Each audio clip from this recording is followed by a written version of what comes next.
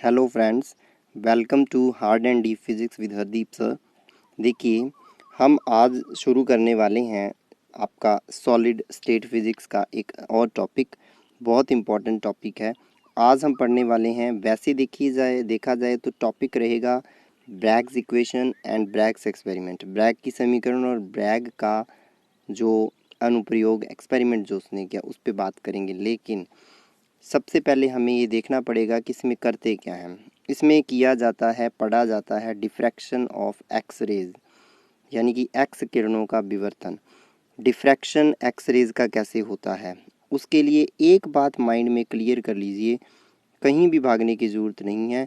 एक बात माइंड में डिफ्रैक्शन के लिए क्लियर कर लीजिए कि जैसे ही कोई रेज आके गिरती हैं किसी भी पार्टिकल के ऊपर, अगर उस पार्टिकल का साइज़ और आने वाली रे ऑफ लाइट जो है, इंसिडेंट रेडिएशन जो है, आपतित किरण, और जो ये कण है, कण का आकार, इसका साइज़ और इंसिडेंट रेडिएशन की वेवलेंथ लैम्डा और इसका साइज़ दोनों सेम ऑर्डर के हों दोनों सेम ऑर्डर के अगर हों, उस केस के अंदर ही डिफ्रैक्शन होता है, अदरवाइज डिफ्रैक्शन नहीं होता। तो डिफ्रैक्शन के लिए बहुत इम्पॉर्टेंट है कि आने वाली रेडिएशन की वेवलेंथ लैम्डा और इस पार्टिकल का साइज़, जिस पार्टिकल के ऊपर आकर वो इंसिडेंट हो रही हैं, वो लगभग एक जैसे हों, लगभग एक समान हों, यानी कि सेम ऑर्डर के हों। अगर वेवलेंथ एंगस्ट्रॉन्ग के अंदर है तो इसका साइज़ भी एंगस्ट्रॉन्ग में होना चाहिए। अगर ये 1 एंगस्ट्रॉन्ग है तो ये भी 1 एंगस्ट्रॉन्ग होना चाहिए, तभी डिफ्रैक्शन होता है। तो यहाँ पे एक बात बता दूँ मैं, लाउगे ने बहुत अच्छी चीज़ फाइंड की कि जो एक्सरेज होती है उनकी जो वेवलेंथ होती है 1 एंगस्ट्रॉन्ग के करीब होती है। और एक जो क्रिस्टल होता है ना, एक क्रिस्टल के अंदर भी जो इंटरप्लेनर स्पेसिंग होती है, यानी कि ये एक प्लेन हो गया, ये बहुत सारे अणु हैं, बहुत सारे ये क्या है, पार्टिकल हैं, यानी कि ये किसी भी क्रिस्टल के पार्टिकल हैं। किसी भी क्रिस्टल के पार्टिकल तो एक प्लेन बनाएंगे ऐसे, और इस तरीके से तो एक पार्टिकल हो गए। उसके बाद इस तरीके के ये सेकंड लेयर ऑफ पार्टिकल्स आ गई, पार्टिकल्स की सेकंड लेयर आ गई, इस तरीके से पार्टिकल्स की थर्ड लेयर आ गई। तो ये प्लेन बन गए, ये पहला plane, first plane, second plane, third plane, ऐसे प्लेन होते हैं बहुत सारे। किसके अंदर? क्रिस्टल के अंदर बहुत सारे प्लेन होते हैं, और दो प्लेन्स के बीच का जो सेपरेशन होता है, ये डी इसको कहते हैं इंटरप्लेनर स्पेसिंग। ये जो डी होता है इंटरप्लेनर स्पेसिंग, कई बार इसको DH/K/L से भी लिखते हैं। ऐसा क्यों? क्योंकि H/K/L क्या होते हैं? मिलर इंडिसेस होते हैं, और हर प्लेन के मिलर इंडिसेस अपने अलग होते हैं। अब ये जितने भी प्लेन हैं इन सब के मिलर इंडिसेस एक जैसे ही हैं, H/K/L, क्योंकि सारे पैरेलल हैं। सारे पैरेलल प्लेन जो होते हैं, एक मिलर इंडिसेस का जो सेट होता है वो म्यूचुअली पैरेलल बहुत सारे प्लेन्स को रिप्रेजेंट करता है। ये भी ध्यान रखना, एक दूसरे के पैरेलल प्लेन्स को रिप्रेजेंट करता है। समझ गए ना बात? अब देखिए, हमारा मतलब क्या है, समझाने में बहुत डीप टॉपिक है H/K/L का। जब मिलर इंडिसेस पढ़ेंगे कल या परसों तक तो उसमें मैं बताऊंगा। फिलहाल आप इतना समझिए जो मैं बता रहा हूँ कि इंटरप्लेनर स्पेसिंग D जो है वो ऑलमोस्ट लैम्डा के इक्वल होना चाहिए, तभी डिफ्रैक्शन होता है, अदरवाइज डिफ्रैक्शन नहीं होता। ठीक है ना, ये इसके अंदर आ जाता है। तो देखिए, यही लिखा हुआ है, when radiations of wavelength of the order of size of the particle incident on it, particle पे गिरती है, साइज वेवलेंथ जो है वो उस ऑर्डर की है जिस ऑर्डर का पार्टिकल का साइज है, then diffraction of radiation takes place, diffraction होगा। The radiations diffracted from various particles get superimposed with each other after diffraction. Diffraction के बाद ये पहले पार्टिकल है, मैंने 3 पार्टिकल बना दिए, तीनों पार्टिकल से अब यहाँ से रेडिएशन आएगी, यहाँ से डिफ्रैक्टेड होगी, यहाँ पे रेडिएशन आएगी, यहाँ से डिफ्रैक्टेड होगी, यहाँ से रेडिएशन आएगी, यहाँ से डिफ्रैक्टेड होगी। ये कहीं जाके इंटरफेयर करेंगी, और इंटरफेयर करेंगी तो वहाँ पे कंस्ट्रक्टिव एंड डिस्ट्रक्टिव इंटरफेरेंस कर सकती हैं, किसी भी वे से, कंस्ट्रक्टिव और डिस्ट्रक्टिव वेज।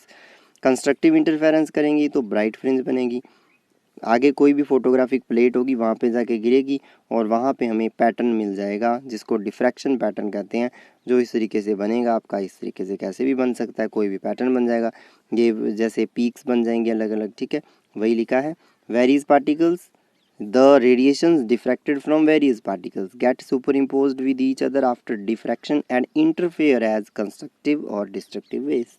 वही हो गया, कंस्ट्रक्टिव है तो ब्राइट, डिस्ट्रक्टिव है तो कौन सी हो जाएगी, डार्क फ्रिंज बन जाएगी. In this way diffraction pattern is obtained by which one can examine the separation between particles. इससे हम पार्टिकल्स के बीच का सेपरेशन फाइंड कर सकते हैं.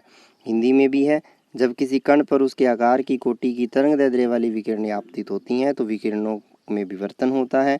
विभिन्न कणों से अलग अलग विवर्तित होने वाली विकिरण विवर्तन के बाद एक दूसरे पर अध्यारोपित हो जाती हैं, मतलब एक दूसरे के साथ सुपर इम्पोज हो जाती हैं, संपोषी और विनाशी तरीके से व्यतिकरण करती हैं. इस तरह विवर्तन पैटर्न प्राप्त होता है, कणों के बीच की दूरी ज्ञात की जा सकती है. ये हो गया. अब देखिए लाउए ने क्या किया. In 1912 Laue suggested that a crystal behaves as three-dimensional diffraction grating because separation between particles of crystal is 1 angstrom which is equal to wavelength of X-rays. ये मैं बता चुका हूँ कि कणों के मध्य अंतराल 1 एंगस्ट्रॉम की कोटि का d जो होता है वो 1 एंगस्ट्रॉम होता है और यही क्या होता है, लैम्डा होता है एक्सरेज का. तो ये होना ज़रूरी है, इसलिए यहाँ से डिफ्रैक्शन जो है वो पॉसिबल होता है. एक्सरेज का डिफ्रैक्शन क्रिस्टल से पॉसिबल हो जाता है. इसका रीज़न यहाँ पे मेंशन कर दिया है हिंदी इंग्लिश दोनों में कि जो क्रिस्टल के अंदर जो इंटरप्लेनर स्पेसिंग होती है या पार्टिकल के बीच का सेपरेशन होता है 1 एंगस्ट्रॉम के ऑर्डर का होता है, जो कि एक्सरेज की वेवलेंथ के ऑर्डर का ही है. और इसको इस डायग्राम से समझ सकते हैं. इस तरीके से देखिए एक एक्सरे ट्यूब लेते हैं. एक्सरे ट्यूब से जो एक्सरेज निकलती हैं वो इस स्लिट से होती हुई क्रिस्टल पे जाके टकराती हैं और क्रिस्टल से आपको पता है, क्रिस्टल के अंदर ऐसे बहुत सारे पार्टिकल होते हैं. हर पार्टिकल के ऊपर रे ऑफ लाइट मैं जैसे ब्लू कलर की बनाऊंगा आके टक्कर मारती है. डिफ्रैक्शन यहाँ पे, फिर यहाँ से भी डिफ्रैक्शन, यहाँ से भी आके डिफ्रैक्टेड, यहाँ से भी, सबसे डिफ्रैक्टेड, नीचे वाली लेयर से भी डिफ्रैक्टेड होगी. और इस तरीके से जो डिफ्रैक्टेड रेज होती है वो इस तरीके से जाती है. देखिए इस तरीके जाती हैं तो बिल्कुल सेंटर पे देखिए बड़ा स्पॉट बनता है. सेंटर पे बड़ा स्पॉट बनता है और चारों ओर देखिए छोटे छोटे कई स्पॉट बनते हैं फोटोग्राफिक प्लेट के ऊपर. तो इस तरीके से पूरी फोटोग्राफिक प्लेट के ऊपर डार्क एंड ब्राइट स्पॉट बन जाते हैं. डार्क स्पॉट वहाँ बनता है जहाँ पे डिस्ट्रक्टिव इंटरफेरेंस होता है और जहाँ पे कंस्ट्रक्टिव इंटरफेरेंस होता है वहाँ पे ब्राइट स्पॉट बनता है. इस तरीके से क्या बन जाता है, फोटोग्राफिक प्लेट के ऊपर एक्सरे ट्यूब से निकली एक्सरेज क्रिस्टल से टकराती है, वहाँ से डिफ्रैक्शन पैटर्न बनता है. और एग्ज़ाम के पॉइंट ऑफ व्यू से आपको बनाना हो वो डिफ़िकल्ट रहता है तो आप ये डायग्राम बना सकते हैं.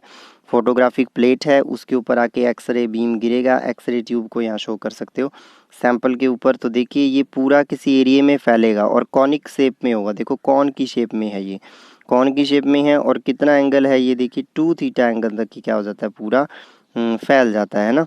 एंगल 2 थीटा भी आगे स्टडी करेंगे अच्छे से. अब देखिए ये तो बेसिक चीज़ें होगी, इसका जो थ्योरेटिकल पार्ट था. अब बात करते हैं ब्रैग्स इक्वेशन के बारे में. तो देखिए ये जो पूरा लिखा हुआ है इसमें कुछ नहीं है, इस चीज़ को मैं यहाँ से समझाऊंगा, वही चीज़ है. फिलहाल एक बार देख लीजिए. वैसे ब्रैग्स इक्वेशन में क्या होता है, देखिए आपको मैंने क्या किया, 2 प्लेन शो कर दिए, ये पहला प्लेन ये दूसरा प्लेन, और दोनों प्लेन के बीच का सेपरेशन डी है. ठीक है भाई. यहाँ दो रेज आ रही हैं, रे नंबर ए और रे नंबर बी. चलो इनके नाम याद चाहे ना रखो, रे 1 और 2 भी दे सकते हो आप, कोई दिक्कत नहीं.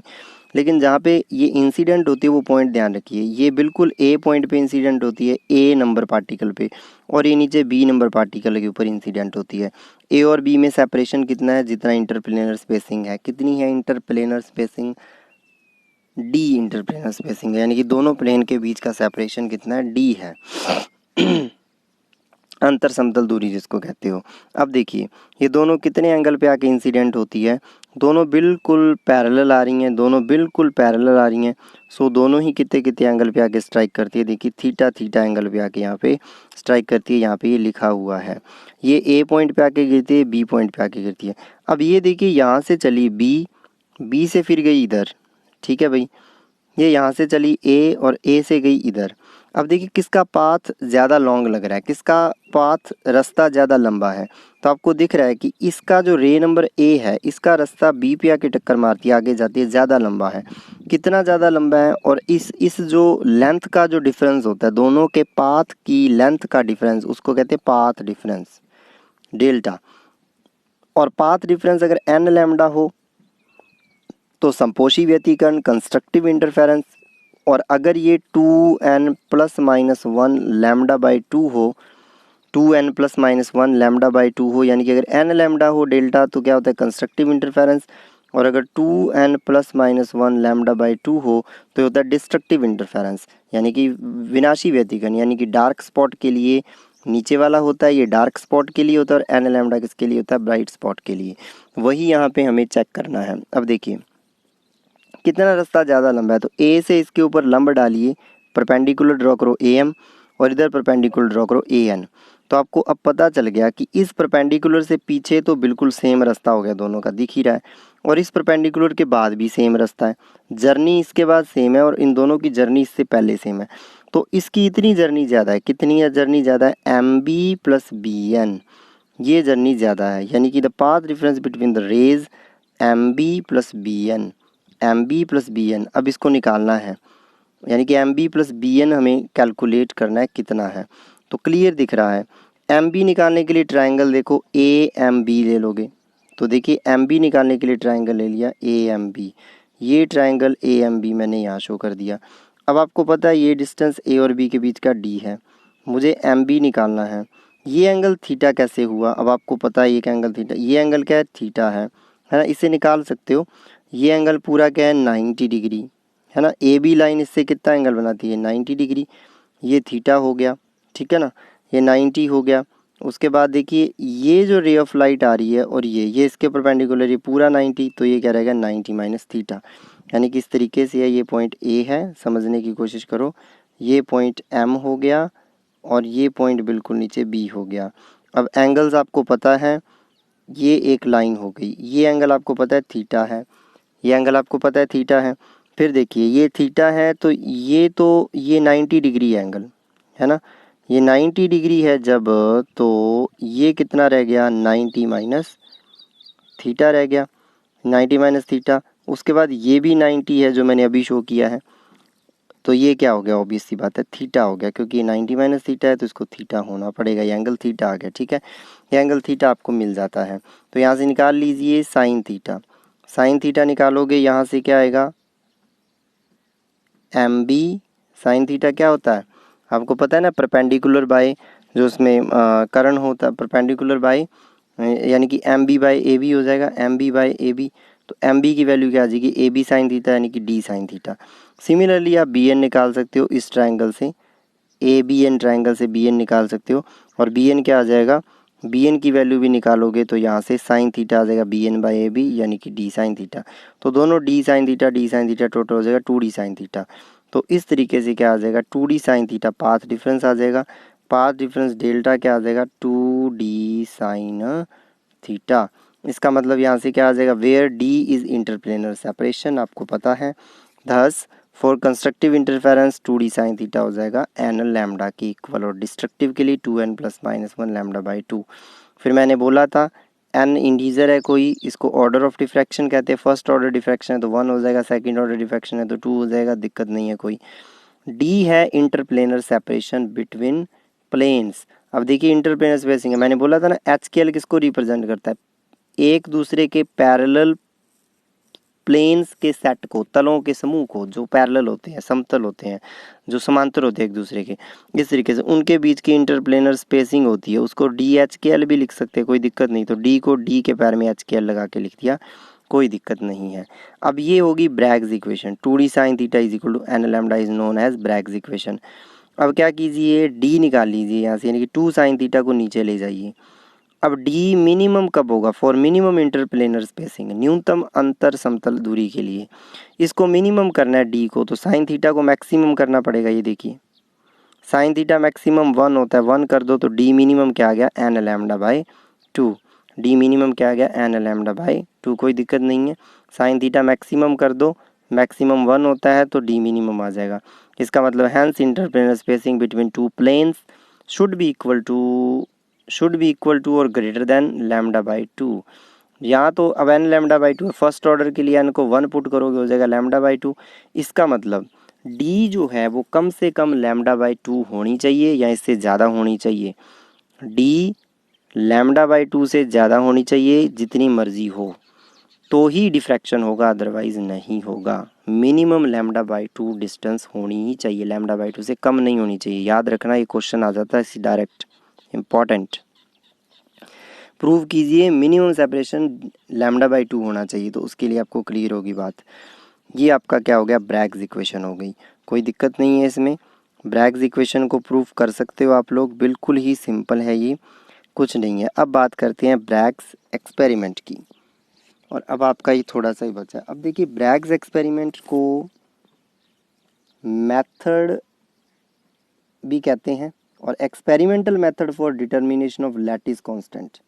लैटिस कांस्टेंट निकालने का, जालक नियतांक को निकालने का, जालक नियतांक होता है ना लैटिस कांस्टेंट, उसको निकालने का एक एक्सपेरिमेंटल मेथड भी इसको बोला जाता है। यानी कि जालक नियतांक निकालने का एक्सपेरिमेंटल मेथड भी बोलते हैं और ब्रैग्स एक्सपेरिमेंट भी बोलते हैं। सबसे पहले देखिए, लाउए ने जो डिफ्रैक्शन पैटर्न फाइंड किया, जो पिछला एक्सपेरिमेंट हमने अभी पढ़ा, जो पढ़ा था ना, उसके अंदर ट्यूब लगा के, चलिए दिखाते हैं।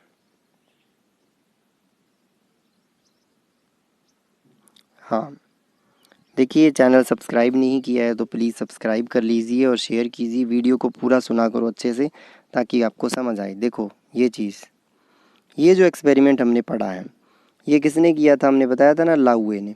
तो लाउए का जो एक्सपेरिमेंट है, उससे जो पैटर्न आया, और पैटर्न भी आपको पता चल गया था, बिल्कुल बिल्कुल सेंटर में स्पॉट आ रहा था एक बड़ा, चारों ओर छोटे छोटे स्पॉट आ रहे थे, और वो पैटर्न अब मैं आपको दिखाने वाला हूँ। बिल्कुल जो एक्सपेरिमेंटल जो लैब के अंदर बनता है, वो इस तरीके का पैटर्न लाउए ने फाइंड किया था उसके रिसर्च पेपर में। ये देख सकते हो, देखिए इस तरीके से उसने रिसर्च की थी, जो उसमें इस तरीके का पैटर्न आया था।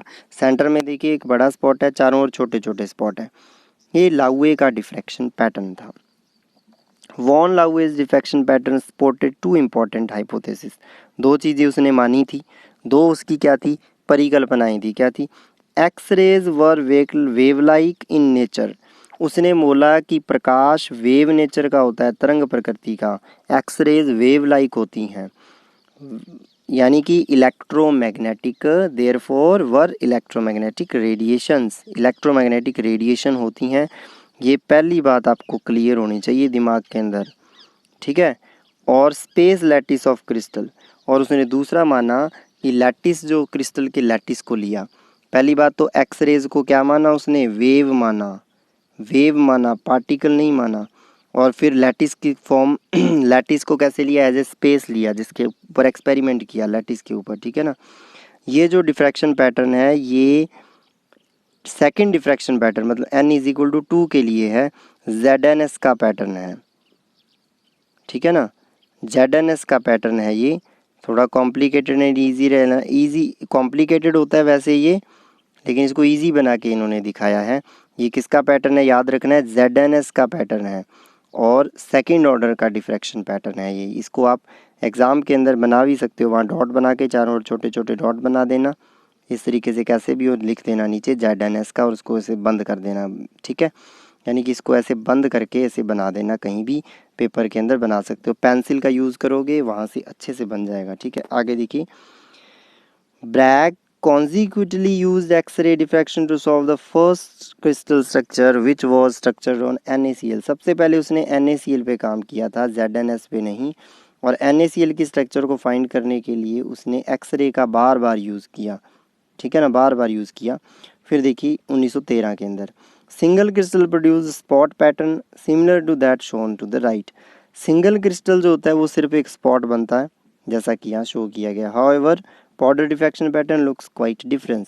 अगर सिंगल क्रिस्टल ना लें, उसके साथ कोई उस क्रिस्टल का पाउडर बना के, क्रिस्टल को पीस के पाउडर की फॉर्म में अगर उसको डिफ्रैक्शन पैटर्न दें, है ना, पाउडर की फॉर्म में लें, यानी कि वहाँ पर जो क्रिस्टल रखा हुआ था उसकी जगह पाउडर रखें उसका, उसके लिए एक टेबल यूज़ करते हैं, रोटेटिंग टेबल होती है, उस पर पाउडर रख देते हैं, वहाँ पे लाइट आके गिरती है थीटा एंगल पे, और आगे राइट 2 थीटा एंगल पे आपको पता है चली जाती है। और वहाँ से क्या होता है, आगे डिटेक्टर लगा होता है। डिटेक्टर अब आप न्यूक्लियर फिजिक्स में पढ़ते हैं, डिटेक्टर लगा होता है, डिटेक्टर से उसको क्या कर लेते हैं, डिटेक्ट कर लेते हैं। काफ़ी ईजी रहता है, अभी उसके ऊपर डिस्कस करते हैं। यानी कि यहाँ से इतनी चीज़ निकल के आई है।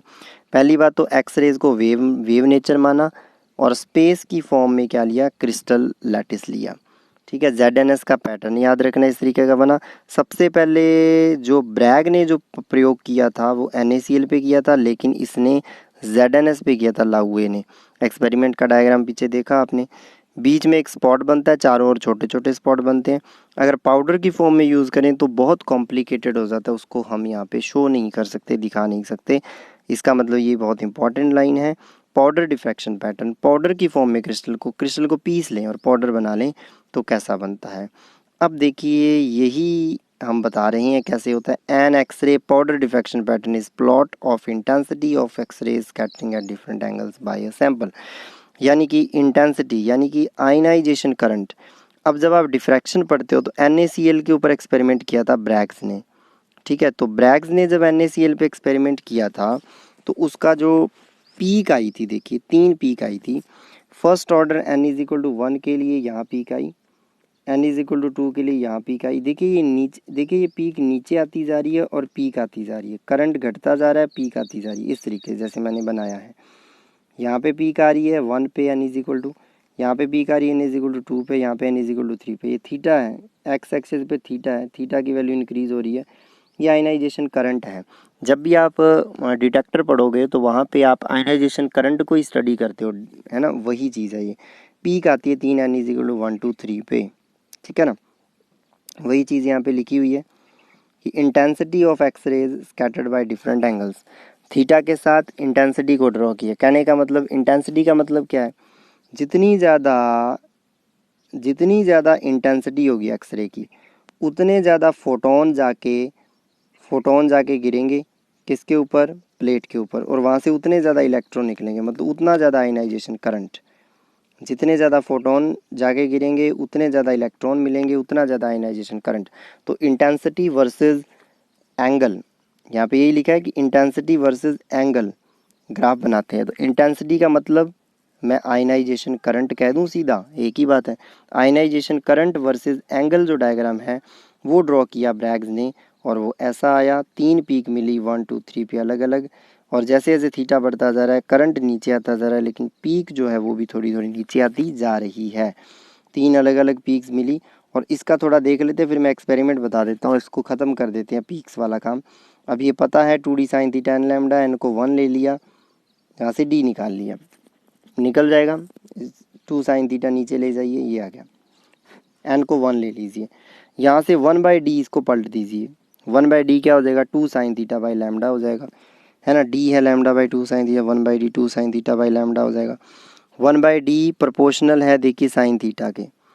अब देखिए प्लेन जो होते हैं वो मैंने यहाँ बन HKL वाला 1 0 0 1 1 0 और 1 1 1 3 प्लेन माने। तो यहाँ पे देखिए 1/d साइन थीटा के प्रोपोर्शनल है, तो सब में साइन थीटा होगा, तो 1/d 1 0 0 1/d 1 1 0 1/d 1 1 1, तीनों का ratio sine theta 1 sine theta 2 sine theta 3।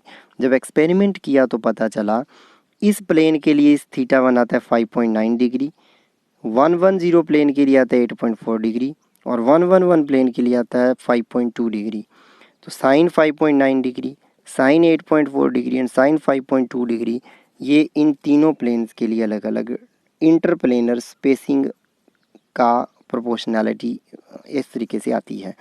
तो इनकी वैल्यूज़ रख दी, साइन 5.9 डिग्री की होती है 0.1028, साइन 8.4 डिग्री की होती है 0.1461, साइन 5.2 डिग्री की होती है 0.0906, याद करनी पड़ेंगी।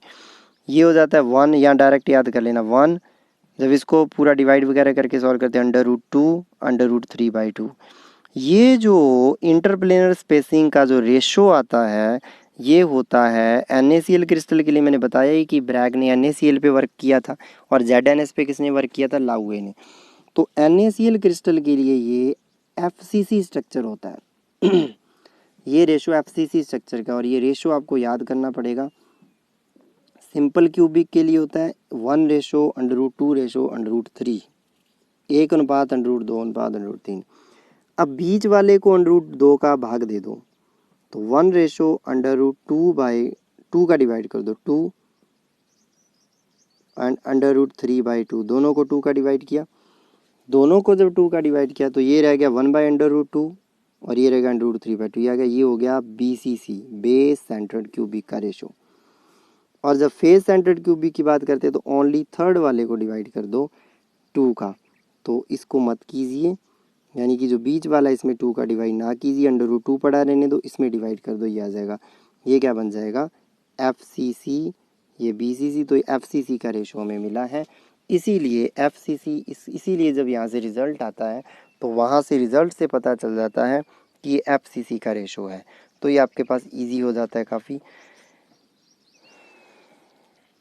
ठीक है, अब देखिए जो एक्सपेरिमेंट का यहाँ फंडा था, जो हमें समझना था, अब उस पर थोड़ा सा आपको मैं बता देता हूँ क्या है।